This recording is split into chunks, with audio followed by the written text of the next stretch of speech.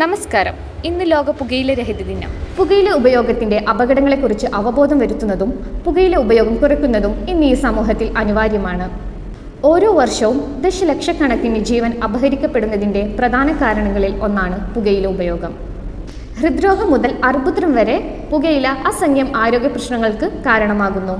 പുക വലിക്കുന്നവന് മാത്രമല്ല, പുക ശ്വസിക്കുന്നവന്റെയും ജീവൻ അപഹരിക്കപ്പെടാം.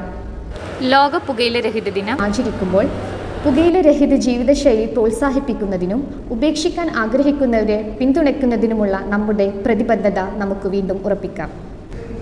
അമേരിക്കയിൽ നിന്നുള്ള ഒരു സസ്യമായ പുകയിലയ്ക്ക് ആയിരക്കണക്കിന് വർഷം നീണ്ട പഴക്കമുള്ള ഉപയോഗത്തിൻ്റെ നീണ്ട ചരിത്രമുണ്ട്. ഇതിൽ അമേരിക്കയിൽ ക്രിസ്റ്റഫർ കൊളംബസിൻ്റെ വരവിനു ശേഷം യൂറോപ്പിലേക്ക് പുകയില അവതരിക്കപ്പെടുകയും പെട്ടെന്ന് തന്നെ ജനപ്രീതി നേടുകയും ചെയ്തു. 16-ാം നൂറ്റാണ്ടോടെ പുകയില ഒരു ആഗോള ചരക്കായി മാറുകയും ലോകമെമ്പാടും വ്യാപാരം ചെയ്യുകയും ഉപഭോഗം ചെയ്യുകയും ചെയ്തു. ഇന്ത്യയിൽ പുകയില ഉപയോഗം വ്യാപകമാണ്. ഇന്ത്യൻ ജനസംഖ്യയുടെ ഒരു പ്രധാന ഭാഗം വിവിധ ഇനം പുകയില ഉൽപ്പന്നങ്ങൾ ഉപയോഗിക്കുന്നുണ്ട്. ഇന്ത്യൻ ഗവൺമെന്റിന്റെ ആരോഗ്യ കുടുംബക്ഷേമ മന്ത്രാലയം നടത്തിയ ഗ്ലോബൽ അഡൽട്ട് ടൊബാക്കോ സർവേ കണക്കുകൾ പ്രകാരം ഇന്ത്യയിൽ മുതിർന്നവരിൽ പുകയില ഉപയോഗത്തിന്റെ വ്യാപനം ഏകദേശം 28.6%. സിഗരറ്റ് വലിക്കൽ, ബീഡികൾ, പുകയില ചവയ്ക്കൽ എന്നിങ്ങനെയുള്ള ഉൽപ്പന്നങ്ങളുടെ ഉപയോഗവും ഈ വ്യാപനത്തിൽ ഉൾപ്പെടുന്നു. നമുക്ക് വലിക്കുന്ന പുകയില ഉൽപ്പന്നങ്ങളെക്കുറിച്ച് ചർച്ച ചെയ്യാം. സിഗരറ്റ്, ബീഡി, ചില്ലം, ചുട്ട, ദുംതി, ഹുക്ക എന്നിവയാണ് ഏറ്റവും സാധാരണമായ രൂപങ്ങൾ. അവയുടെ ദോഷകരമായ ഫലങ്ങളെക്കുറിച്ച് വ്യാപകമായ അവബോധം ഉണ്ടായിരുന്നിട്ടും ഈ ഉൽപ്പന്നങ്ങൾ വ്യാപകമായി ഉപയോഗിക്കുന്നത് തുടരുന്നു. ഇത് ആഗോളതലത്തിൽ ഓരോ വർഷവും ദശലക്ഷക്കണക്കിന് അകാല മരണങ്ങൾക്ക് കാരണമാകുന്നു. പുകവലിയുടെ ആകർഷണം പരമ്പരാഗത ബീഡി സിഗരറ്റുകളിലൂടെയോ വിദേശ ഹുക്കകളിലൂടെയോ ആകട്ടെ, അവ വരുത്തുന്ന ഗുരുതരമായ ആരോഗ്യ പ്രത്യാഘാതങ്ങളെ പലപ്പോഴും മറക്കുന്നു. മറുവശത്ത് പുകയില്ലാത്ത പുകയില അതിൻ്റേതായ അപകടങ്ങൾ അവതരിപ്പിക്കുന്നു. ടൈനി, സ്നഫ്, സർദ, ഗുഡ്ക, പാൻ മസാല, പാൻ തുടങ്ങിയ ഉൽപ്പന്നങ്ങൾ പുകവലിക്ക് സുരക്ഷിതമായ ബദലായി പലപ്പോഴും കണക്കാക്കപ്പെടുന്നു. എന്നിരുന്നാലും ഈ ധാരണ ആഴത്തിലുള്ള തെറ്റാണ്. ലഭ്യമായ പുകയില ഉൽപ്പന്നങ്ങളെക്കുറിച്ചും വൈവിധ്യമാർന്ന നിരയെക്കുറിച്ചും അവയുമായി ബന്ധപ്പെട്ട അപകട സാധ്യതകളെക്കുറിച്ചും അവബോധം വളർത്തുന്നതിലൂടെ അവരുടെ ആരോഗ്യത്തെയും ക്ഷേമത്തെയും കുറിച്ച് അറിവുള്ള തിരഞ്ഞെടുപ്പുകൾ നടത്താൻ ഞങ്ങൾ വ്യക്തികളെ പ്രാപ്തരാക്കുന്നു. പുകയില മൂലമുണ്ടാകുന്ന ആരോഗ്യ പ്രശ്നങ്ങൾ. ഒരു സിഗരറ്റ് വലിക്കുമ്പോൾ നിങ്ങളുടെ ആയുസിൻ്റെ 11 മിനിറ്റ് കുറയുമെന്നാണ് കണക്കാക്കുന്നത്. പുകയില ഉപയോഗം പലവിധ ക്യാൻസറുകൾക്കും കാരണമാകുന്നു. ഇതിൽ 80 മുതൽ 90% ശ്വാസകോശ ക്യാൻസറുകളാണ്.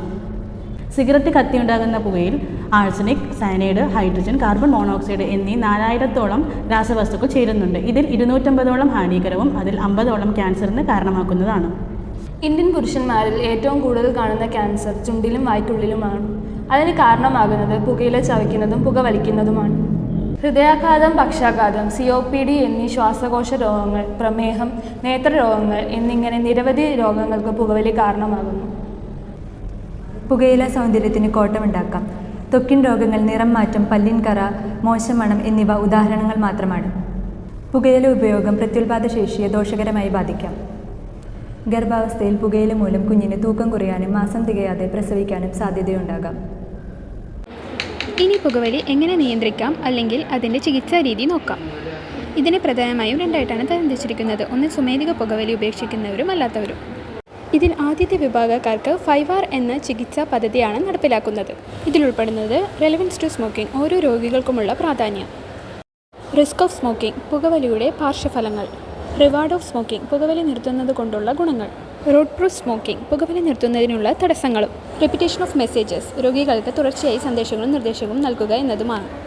പുകവലിയുടെ ചങ്ങലയിൽ അടിമപ്പെട്ട് കിടക്കുന്ന ഒരു വ്യക്തിയെ അതിൽ നിന്ന് മോചിപ്പിക്കാനുള്ള ഒരു ചികിത്സാ രീതിയാണ് NRT, നിക്കോട്ടിൻ റീപ്ലേസ്മെൻറ്റ് തെറപ്പി. പുകവലി ഉപേക്ഷിക്കുന്നത് പലവർക്കും ഒരു ഭയങ്കര വെല്ലുവിളിയാണ്. എന്നാൽ NRTയുടെ വരവോടെ പിൻവാങ്ങൽ ലക്ഷണങ്ങളെല്ലാം ലഘൂകരിക്കുകയും അതിനാൽ പുകവലി വിമുക്ത ഒരു ജീവിതം നയിക്കാൻ അയാളെ സഹായിക്കുകയും ചെയ്യുന്നു. പുകയിലയിലും സിഗരറ്റിലും ഉള്ള ഒരു പ്രധാന പദാർത്ഥമാണ് നിക്കോട്ടിൻ.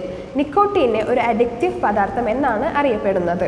അതുകൊണ്ടാണ് ഒരു വ്യക്തിക്ക് വീണ്ടും വീണ്ടും അത് ഉപയോഗിക്കാനുള്ള ആസക്തി കൂടി വരുന്നത്. നിക്കോട്ടിൻ റീപ്ലേസ്മെൻറ്റ് തെറാപ്പിയിലൂടെ നമ്മൾ ചെയ്യുന്നത് പുകയിലയിലും സിഗരറ്റിലുമുള്ള നിക്കോട്ടിൻ ഹാനികരമല്ലാത്ത രീതിയിൽ നമ്മുടെ ശരീരത്തിലേക്ക് നിയന്ത്രിതമായ അളവിൽ നൽകുകയാണ് ചെയ്യുന്നത്. ക്രമേണ നിക്കോട്ടിനോടുള്ള ആസക്തി കുറയുകയും ഒരു വ്യക്തിക്ക് പുകവലിക്കാനുള്ള പ്രലോഭനം കുറയുകയും ചെയ്യുന്നു.